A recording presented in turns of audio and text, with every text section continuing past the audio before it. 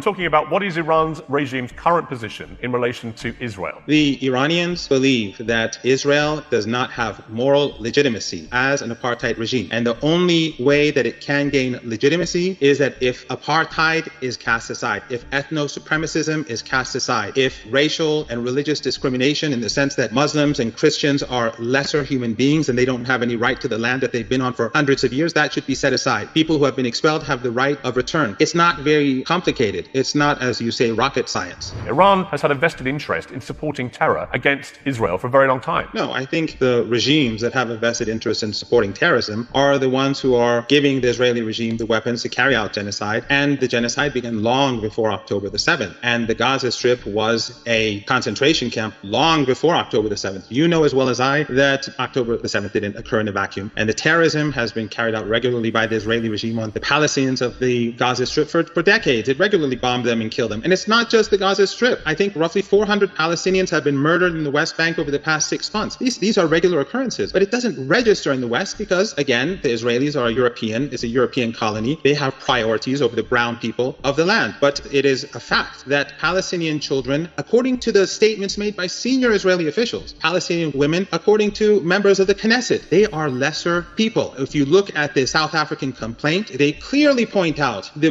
views of these people and the starvation siege and the intention to starve the people of Gaza, women and children. That is because they look at them as inferior people.